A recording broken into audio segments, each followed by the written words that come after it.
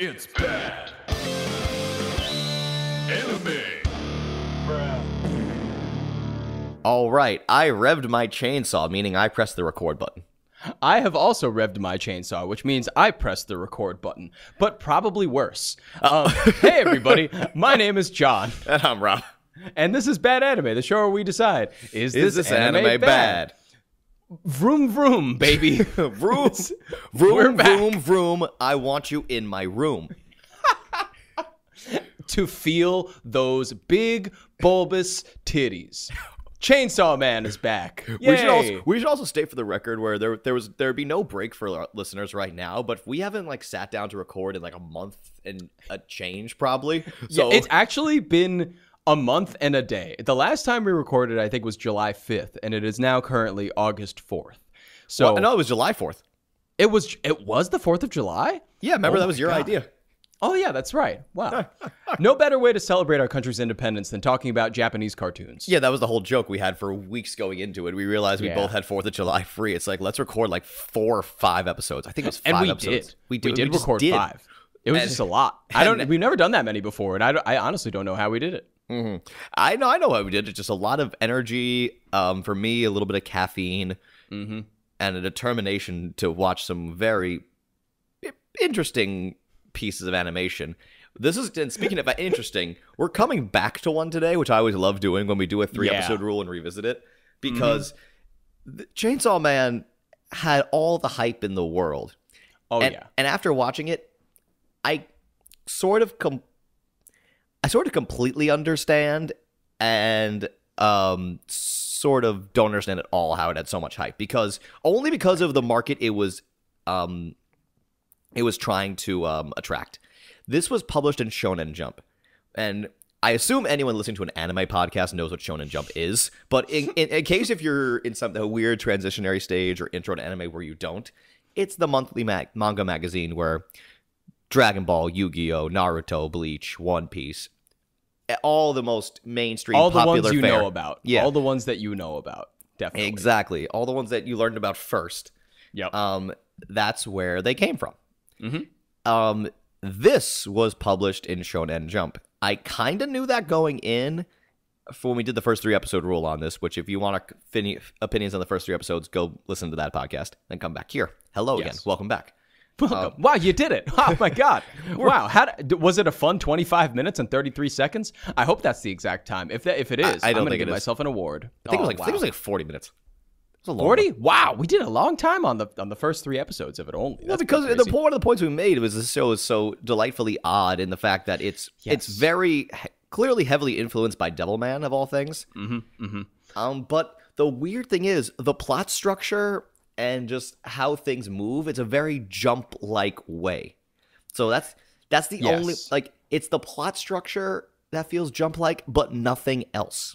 Yeah, it presents very Shonen Jump, but then when you start watching it, you're like, oh, this has a lot more adult themes than a lot of Shonen Jump shows that I've watched in the past. It's far more adult in that way, violent and also sexual in a lot of different ways. Okay, I got to call it out because it's sexual, but not really. I mean, it's a very cute tee-hee attitude towards sexual stuff. I guess. Denji grabbed a clothed boob once, and then chicken cutlets fell out. Oh, well. Do you remember that? It was padding. Oh, I thought they were chicken cutlets. What?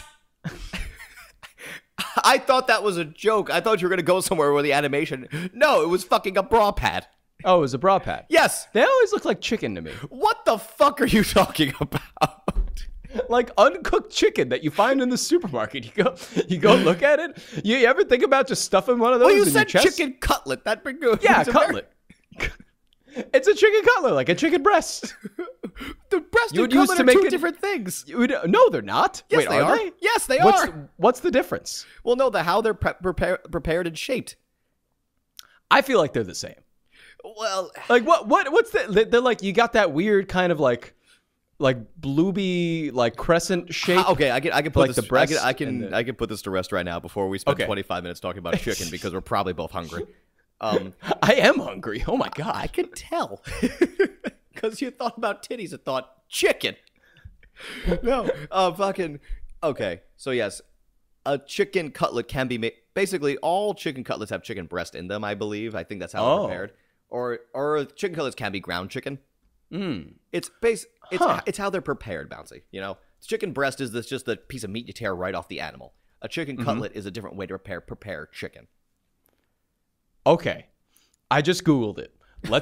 We're gonna squash this right now. We're gonna end this right now. Okay. Sure. A chicken cutlet is simply a chicken breast that has been cut in half horizontally to make thinner pieces. Often, the cutlet is also pounded out to make it even thinner, so it cooks even quicker and more evenly. So yes, so all chicken cutlets are chicken breasts, but not all chicken breasts are chicken cutlets. Exactly, like the rhombus and the square thing. Yes. Wow. I'm pulling that out of my ass because I don't remember a lot of high school math. That's the only thing I remember from high school math, and it was in geometry. That was the first thing we took. I know. Great memory. But yes, we've solved the chicken cutlet debacle. A chicken cutlet is a chicken breast that's cut in half so that it's thinner. So you can make your own chicken cutlets at home if you really wanted to. Yeah, I do it all the time. It's great. Easy. Yeah. Well, one fell out of Power's chest, right? Two fell out, I guess, technically. I feel like that's kind of like where we left the series. That's where the 3 episodes we watched ended. This is actually a huge point I want to get into because really? This show knows how to handle a cliffhanger. Not since not since the 1940s when like cliffhanger serials were all the rage in America have I seen cliffhangers pulled off so convincingly and so well every single time. They're quite good. It reminded me a lot of the 1940s serials. I'm like, this wasn't the show's intent, but now I want to watch the time where Batman in 1943 fought a very racially insensitive depiction of a Japanese guy who was played by an Irish actor. We should have watched that on July 4th. That would have been a good sub. I mean, who knows? Maybe in years going, we'll publish something randomly American on July 4th that's cartoon or like weeb culture related enough to get away with it. That's a good idea. We could just make 3 more podcasts. We could. I mean, we got some time. But yes, we left off when Denji was about to cop a feel. Well, no, on Power, right? He earned the right to do so because he saved the cat from Meowie. the big Meowie. Wanted to kick the cat halfway through because his name was Meowie. Also, you know, as I point out, another great house cat character in this show, as with Devilman. Very, very similar. Oh, right. Well, yeah, the crybaby thing with the fucking cat that took over the place of several other characters. Love that cat. I forget about that cat all the time from Crybaby. Cat was doing work. I forget about Crybaby quite a lot just because, obviously, I'm going to being a fan of the original series. Anywho, yeah, so the fucking cat was kidnapped by the demon. Yep. Power promised Denji, if you save the cat, you can touch my boob. And so Denji kills this thing. It's a spectacular battle. Then this other fucking random demon shows up and attacks Denji and going like, I'm here now. Denji somehow kills that too. And they all, you know, their cops come in and like, wow, this is a lot of blood and guts in the middle of the street. Ew, let's get you guys out of here. So they get him out. And then later on, they throw Power into Denji, like the place where Denji's living with Aki right now. So it's all 3 of them in this little apartment. And eventually Power's like, you can touch my boobs. And my affinity for Power grew tremendously because it's purely because of the voice actress. I forget her name right now, but the voice actress is really good. Well, the thing is, she voiced a role I loved. She was the main character in she played Toru in Miss Kobayashi's Dragon Maid. Oh, wow. She was the Dragon Maid in that, and it was something we have to cover for the show because I the entire time I was just thinking about Toru and all the wacky slice of life mystical adventures of Miss Kobayashi's Dragon Maid. Everyone there should probably go watch that show. Anyway, so Denji, I love how they played it though. Denji feels the boob, and I love his little kind of existential crisis he had because he realized like, oh, that was it. Am I someone who's meant to chase a dream more so than actually achieve it?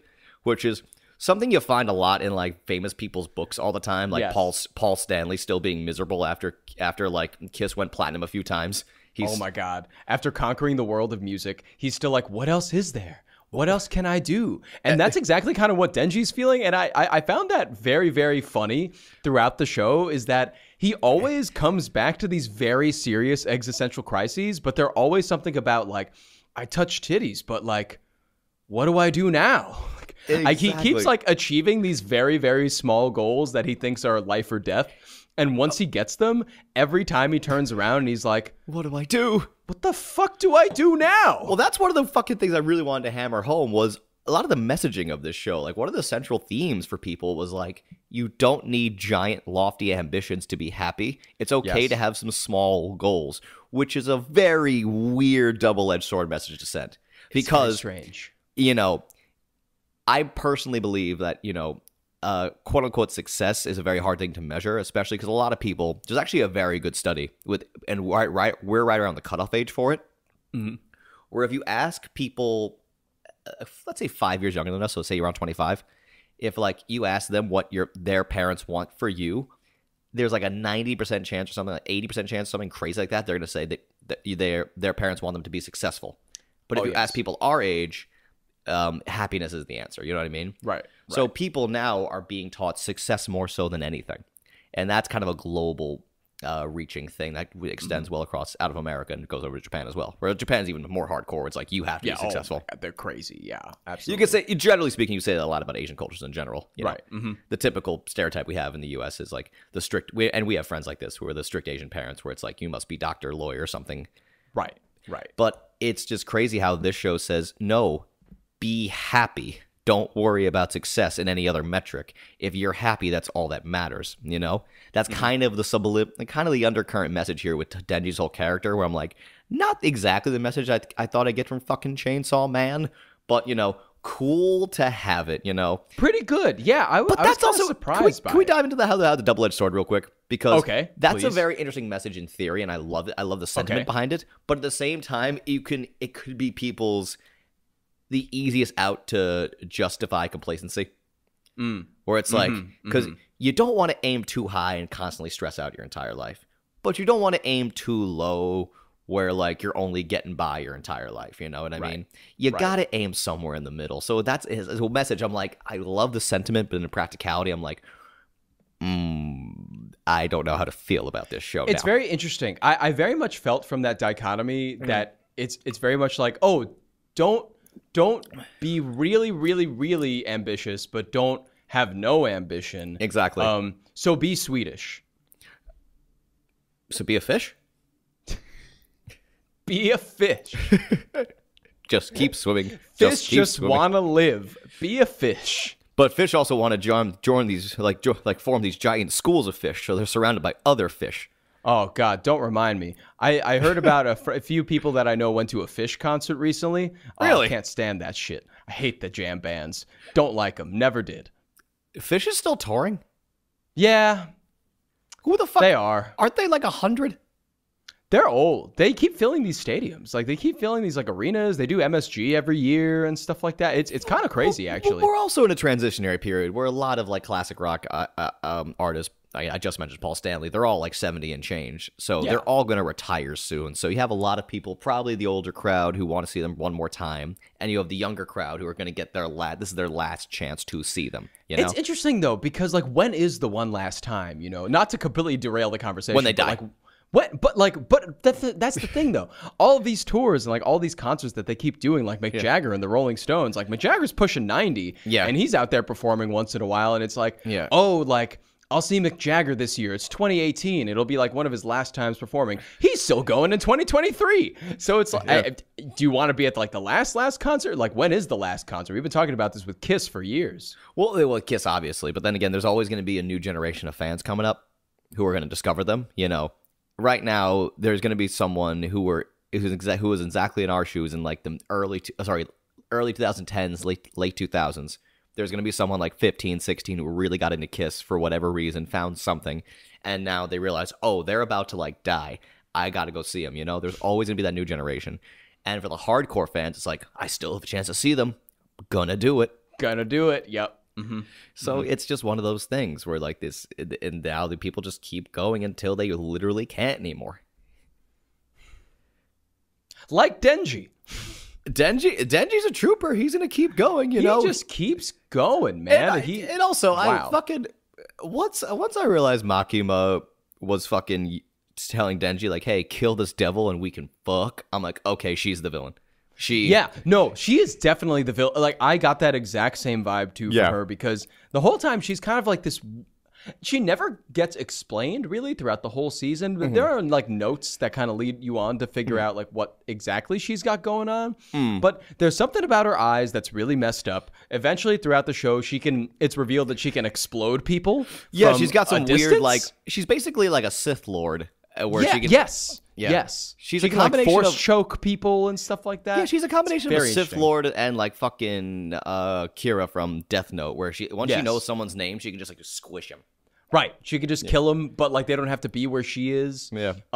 So yeah, her kind of manipulating Denji right interests me, because I'm like, okay, she clearly, and like that's the thing that maybe isn't revealed throughout this season, is that people clearly need Denji for various reasons. Yes. I don't exactly know what the reasons are, but Makima really needs Denji to do these things, kill the gun devil, do all this other stuff, who is our big bad that isn't even revealed in the first season, really, like as a person. No. And then you have the gun devil, who apparently wants Denji's heart.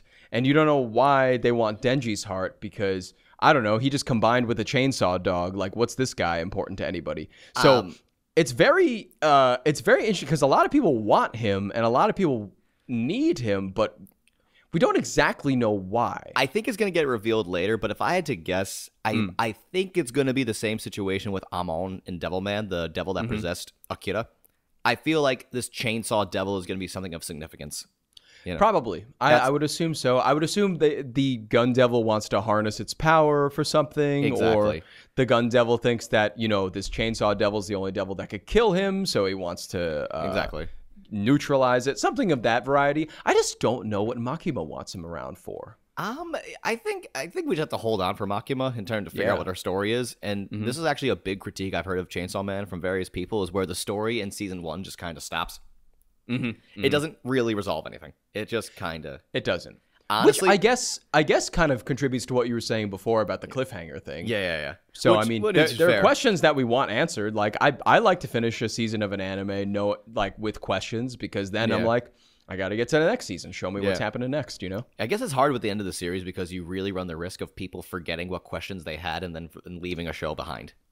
So that's the risk. That's the risk when you don't resolve anything. You know what I mean? And that is interesting, because I think we could talk about this right now too, because when we first did this, when we did the first 3-episode rule on this, this show was bigger than any anime, I think, at the time. Yes, at the time, massive. I think through the like the 12 weeks of this show, I kind of heard of it less and less and less and less with every single week. And that's maybe, chalked up to the industry as it is right now, but also I kind of expected the season 1 finale to be like a big event, and like there to be kind of like a lot of people talking about it. But I don't know, at least like to me, I really wasn't able to find a whole lot of people like gushing about this anime after it started up. I think really what happened is one thing I really can chalk it up to is I just think the demographic that this show attracted, and the people who thought they were going to like this show, were not ready for this show.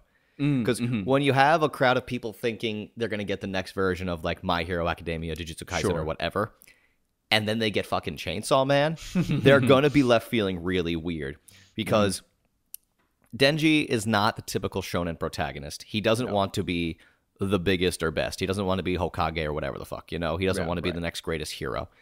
He just wants to have a good meal every day. And then later he decides he wants to sleep in a soft bed. Then he wants to touch boobs, and then he wants to fuck. Remember, he's 16 and was homeless for most of his life, so all completely understandable. Oh, completely. So, that's not a goal. I think, I don't really understand the shonen audience too well, especially now when like they're our age. I'm like, what are you getting from this? I just don't. What are you doing? Yeah. Not even what are you doing. I'm just like, what are you getting? Like, I would love to know. Anyway, but the thing is, like, this is just so not a typical shonen jump. It has all the trappings, especially with Aki being our dark anti-hero. So this is presented like a shonen jump, a typical shonen jump action anime. It's just not, though. And I can see so many people, because I've talked to people at work where I have a lot of anime fans in my day job, and they all said, yeah, it was pretty good. It was all right. I don't know. They're like, you could tell they didn't really gravitate towards it. You know, it didn't fulfill that need. It didn't fulfill that Shonen Jump particular shonen need, which is a shame because there's a few episodes in here that I really loved.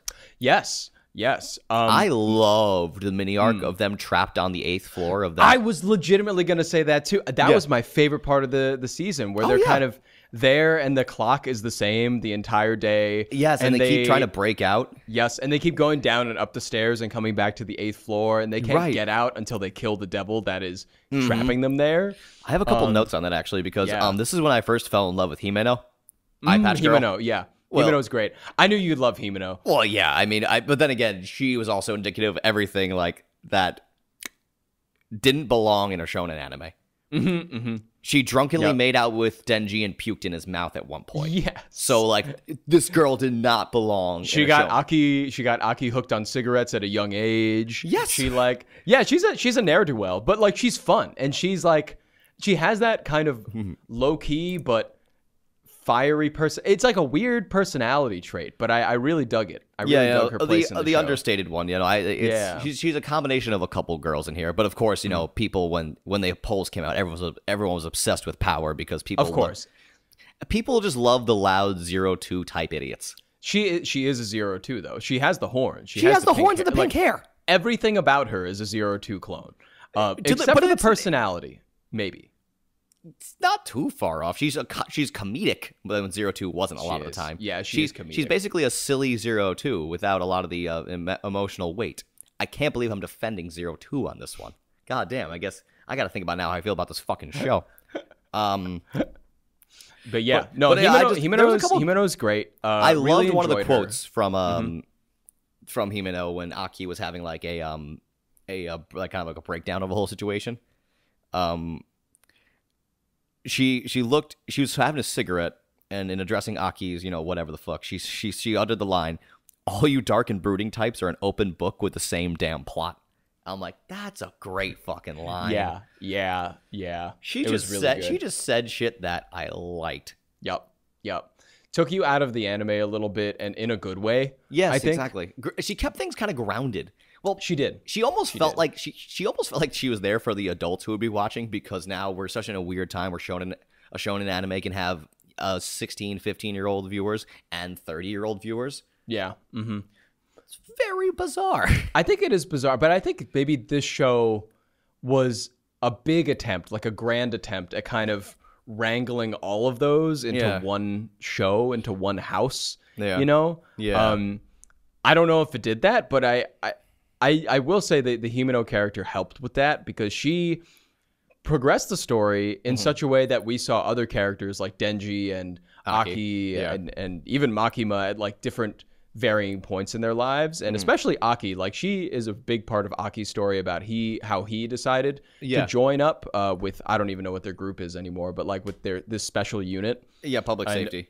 Yeah, public safety. Why he decided to join up with them, and like then we go into Aki's backstory about how the gun devil wiped out his entire family and house and stuff. And Aki, now we're talking characters. Aki was an odd one, I think, and it was odd like one. How so?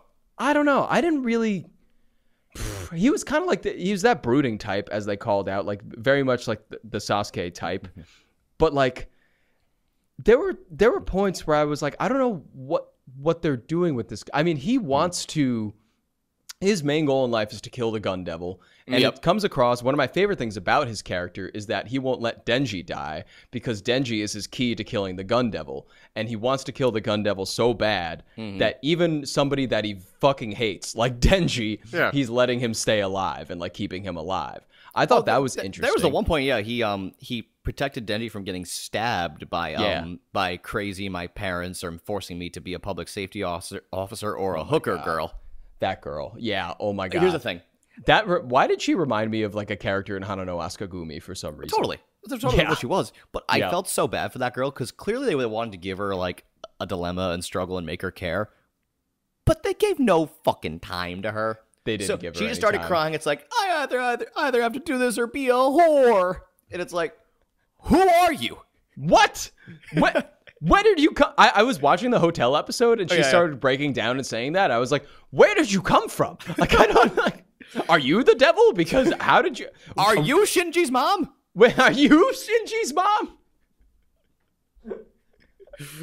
Where did you come in? No, really, where did she come from? She came in earlier in the episode, or the episode before that with the other dude. Yeah, I didn't notice her, and then up till that point, I was like, "Oh, you have a character plot line. Okay, interesting." Yeah. And she's kind of like, she's a weird character because she keeps coming back. And she keeps bailing, actually, the other characters out of trouble, weirdly. She's like done that a few times, yeah. She, like, sneaks in through the back and, like, gets a sneaky stab in on somebody or something like that. Well, She's I mean, always we all doing have our that Friday kind of nights stuff. like that, but, like, you know. Yeah, my brother. I don't know if that was, like, violent or gross or both. I'll see you at the TGI Fridays parking lot. What? Oh, do they still have endless apps, or did they get smart and realize they're losing a ton of money? Listen, every time I think about going to a TGI Fridays, yeah. I call them beforehand on my phone, and I say, hey guys, do you have endless apps? Yeah. Every time for the past 10 years that I've called a TGI Fridays, they have said no. And after they say no, assumedly after they say no, I then say, very well, I will not be dining at your establishment. And then I hang up the phone. So I hope that over 10 years of phone calls to various TGI Fridays across the nation has really pushed their corporate to make the decision on this. Well, the thing is, it's such a great tool, especially if you're drinking. Like, it's, Yes. you know, you show up with a bunch of friends. For $10, you get unlimited food, but then you keep ordering beers, or, like, depending on what stage of your life you are, they're giant fucking cocktails. Oh my God, huge. Insane. So I mean, like, you know, if you can handle the sugar intake, you're gonna get a tremendous fucking buzz off. But that's what they bet on. They bet on the drinks. Yeah. Because if you just show up and get the endless apps, yeah, like we did when we were 18, they lose money on that so quickly because you're not getting drinks. When we were all like 22, though, we went back and like, let's get bombed and get apps. Yes, and it was great. Yeah, it was so fucking good. God, love that shit. Oh, Denji would have had a great time with us, you know. He would have loved it. He could have eat whatever he wanted. Yeah, and maybe if he was a good boy, one of us would puke in his mouth. Yeah, I'd even puke in his mouth for him. No problem. Yeah, him and almost fucked at one point because like they did when she was like they were both really, really, really, really drunk / hungover. Yeah, and Himeno was like, "Should we bone?" And Denji was like, "Oh, maybe." That's it. I love where they actually showed the temptation there. Yes, because like I get it. He wants his first to be Makima, but I always thought that was super unrealistic in anime. I'm like, okay, the guy's gonna at least fucking think about it. Yeah, you know? Yeah, exactly. And you know what was really funny about that whole thing? I definitely made a note somewhere about this, but Denji at one point, he's like, I think like maybe Himeno offers to kiss him or have sex with him or something like that, like a first time thing. Right. And Denji at one point, I think maybe when they're outside of the hotel or something about to go in, Denji's like, no, I want my first time to be Makima because sex is about love. And I'm like, wow. I forgot that he said that, yeah. What strides we've made. Oh, yeah, because, you know, he realized that after he felt the difference between when he felt Power's boob and Makima's boob. Yep. I love how this was an arc in this fucking chainsaw killing devils anime. But then again, I feel like that's beautiful though in a way because when you're marketing yourselves to like mid-teens, I don't know how most mid-teens now think about it. I have no fucking idea. All my cousins are now like all my youngest cousins are now like at least 21. So like when it comes to the teen market, no idea how they operate now. Yeah. Mm-hmm. But when I was a teenager, all I thought about was boobs. Yes. So, I mean, theoretically, the plot line of wanting to touch boobs would be enticing to the teen audience. Or not even enticing, relatable was my thing. Relatable, sure. You know, that's my thing. It's like I said, because when I'm 16, especially when I'm such a horn dog, I'm like, oh, he wants to touch boobs?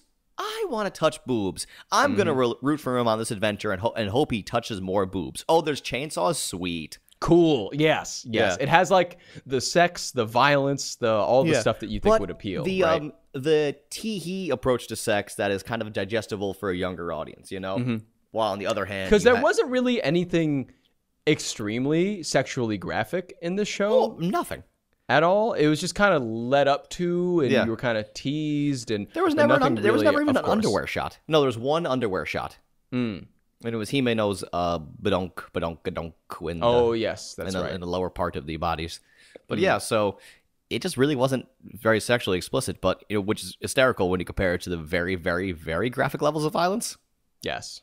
And it was so much blood. There was so much blood. Like anytime Denji fought was that samurai sword guy? Yeah. Anytime he fought that guy, samurai sword head guy, there's blood everywhere. Yeah. Oh my god, blood everywhere. Denji got like his limbs cut off, and oh my god, whenever you remember that arc, or that mini arc, where Makima introduces Denji in power to that like general guy. Yes, where that guy's like, I'm gonna train you. All you got to do is try to kill me every day. You will fail, and I will kill you every time. Jesus Christ, that's amazing. It was actually quite good. I really enjoyed that character, and I honestly enjoyed quite a lot about this season. I did too. Chainsaw Man. I thought it was fun. I thought, what else intrigued me was the parts of Aki's storyline that I liked were the part about him having that nail as a sword kind of thing. Whenever he uses that nail, it's like kind of a curse demon that's within it, or that controls him, that he loses his lifespan every time he uses this nail. Very close to some Death Note ideas going on here too, where he uses this thing and like it costs him part of his life, and then he makes another deal with another devil. Right. And it's very interesting because he's kind of like consistently going deeper and deeper and deeper into madness in order to realize this one goal that he has. In order to kill the gun devil, in order to kill the gun devil. And by the end of the season, we realize that, once Denji and Ko take out, and with help of Makima exploding literally everybody, take out the samurai sword guy and this other character that he was with, along with the snake devil, right? Right. Once they capture / take out them, probably one of my favorite parts of the season was the very end when Denji and Aki are standing above the samurai sword guy. Oh, and they're just going to talk about kicking him in the balls until the cops show up? Yes. And Denji's like, hey, man, you know what would be fucking great? If we just kick this guy in the nuts and take turns to see who could get him to scream the loudest. And Aki's like, that is so immature, and I would never. Smash cut to them kicking the shit out of his balls. I was like, oh, yeah, baby. Like, that's the good stuff. Well, here's the thing. Again, this is why this series... I was about to say bless you, but you didn't sneeze. I thought you were going to. I'm dying. No, I'm just coughing. I'm surprised you haven't coughed once throughout this whole episode. Yeah, I've been in bed for the past 36 hours with either a very bad cold or sinus infection, but that's what happens when I'm cold. Hey. I just tell everyone in my life, I'm like, if you need me, call me. Otherwise, I'm going to be in bed resting. I will lay here for a long time. All I did yesterday was eat pizza. It was fun. It's a lovely day. It's a good day. Yeah, I was in bed, did some work. It was nice. Anywho, see, here's the thing I want to say about Chainsaw Man real quick. And you brought that the ending scene kind of encapsulates it perfectly. Yes. Encapsulates it perfectly, sorry. This series is confused. Not confusing, confused. When you're trying to appeal to two very different demographics at the same time, it's going to be a balancing act. Sometimes, but that scene did it very well because for the younger crowd, it's very empowering. Like, yeah, we're gonna kick him in the balls. Yeah. But for the older audiences, they're gonna see it more as, oh, that's hilarious. This is awesome. You know what I mean? Mm-hmm. So that's a great scene that blended the more mature versus immature aspects of the series, where I think a general audience could relate to everything presented here. Mm-hmm. That being said, the show didn't always do it to that high of a bar. Mm-hmm. But the thing is, even when it kind of failed to do so, there was charm throughout. You know what I mean? Sure. Yeah. So we have a confused little mess of a show here that I do have a lot of fondness towards. I guess, should we talk about how we feel about it? Should we ask ourselves the question? Let's ask ourselves the question. Is it bad? Is it bad? It's a hard no for me. Yeah. I thought it was, well, at the very least, confused. We can call it confused. Definitely. But I don't know, very entertaining. Yes. It at least kind of kept me with it, and I'm happy that it didn't violence was a big part of the show, right? Yes. But it didn't focus on just the violence, which I appreciated. Yeah, because that's what I expected from this show, to kind of like keep going and like, the scenes get more gruesome, like the fights get more gruesome, that stuff. And like you can only do so much that's gonna make me go, oh my god, like so much is gonna like make me shoot out of my seat. End of it. Right, you get desensitized, and I did get to a point where I was like, all right, I've seen a lot of blood, that's fine, but the fight scenes never lost me because they did something a little different with everyone, like Denji and Samurai Sword guy on the train, and how Denji, you know, grew a chainsaw out of his like leg and killed the guy with it. Like pretty cool. Or like he put his own like chainsaw in his leg. And, like his leg was almost in half. That was a great touch. Yes, and the dude, after he did it, the guy stood there as a full version of himself for at least like a good few seconds before he split in two. So the fight scenes were good because I think they were just in between a lot of other good stuff. Well, there was stuff there to keep you engaged and pulled in, which is what any super violent show of any or any action show has to do. Oh yeah, like I loved like the best fight scene in the show. I loved the same amount as the scene in that Japanese restaurant where Denji's eating a lot and then Himeno pukes in his mouth. Like those scenes are equally great in just different ways. And I'm happy they were able to kind of supplement one with the other and kind of use these characters and get me actually attached to these characters. To find the balance, And yeah, I thought it was pretty good. I think I'm excited for the second season so they can kind of hammer out more of a tone, maybe like what you were talking about. And I think they will over time because honestly, what I've heard from them is that over the manga, like the people that have read the manga that have talked to me have said that, you know, season 1 is pretty good, but like season 2, 3, it really kind of hits its stride, or it will really hit its stride at that point. So I think I'm waiting for it to really, really like hit and pick up, but I think there's a lot of cool stuff here, and I think it did a great job. That's the thing. I think the show did a very good job with what with its pretty interesting ambitions here. I don't want to say lofty because that's against the point of Denji's character. But pretty interesting ambitions here. Yeah, I don't think this was bad at all. Was it amazing? I don't know about that, but I was intrigued. A lot of charm here. And a very easy watch. A lot of the episodes felt very quick, which is always the biggest badge of honor I can give a show, when those 23 minutes feel like 5. Yes. That's a very important thing for me. Oh, my God. And I think this show did it. I think, you know, it was a fast, fun, easy watch. Had me laughing, had me thinking, you know, didn't exactly have me crying yet, but who knows? Maybe with more investment in these characters, I might get to that emotional impact. So I could give this a pretty good recommendation, you know. I would warn some of the more traditional shonen bros, like, hey, this is a little more intense than what you're used to. Right. But I think this was a really fun watch, and I don't understand why so many people want this show to die, because there's a lot of Chainsaw Man haters out there. A lot. Really? Yeah. Because the thing is, the Chainsaw Man's Blu-ray sales over in Japan were phenomenally weak compared to other shows. Okay. And now a lot of Chainsaw Man haters are like, this show's gonna die. And I'm like, oh, weird. It's a little weird because I can't tell where that's coming from. I can't tell if that's coming from the more mainstream crowd who feels slighted, or the more hardcore crowd who's going to hate everything mainstream, you know? So there's a lot of discourse online about like, oh my God, the show's going to die. And I'm like, well, the numbers for their DVD and Blu-ray sales are not good by any metric, but you have to remember every other factor that goes into it. So people hate this show. I can see why, especially because that's the inverse there. That's the risk you take when you're trying to merge demographics. You're going to turn some people off naturally. But I think some of those people maybe need to settle down and give the show a try, you know? I really think this show wasn't what I expected in a good way. Exactly. And I think that a lot of people had a lot of expectations that were not met. Either they were exceeded, like my own, or they were just not met, and they just didn't know what they were going to get into when they got into it. And I think it kind of changed a little bit. So I think that's kind of maybe where the hate is coming from. Maybe like they wanted the next big shonen, big dollar show, but it's not really that. And I'm also surprised that it's.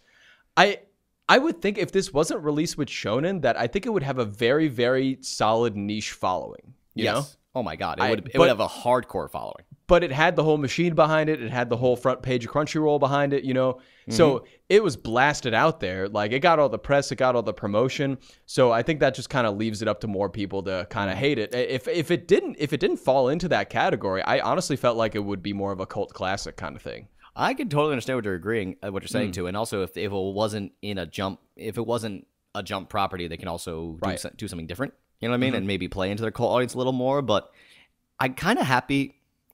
I'm kind of happy we didn't get a true up cult thing, just because this is so refreshing and how odd it is. You know what I mean? Yeah. I remember we talked about one point about like anime that just what really gravitates us to mod releases. I just love the weird shit. I love the kind of like off the wall kind of bizarre shit. This is bizarre in all the ways I didn't expect it to be bizarre. Yes.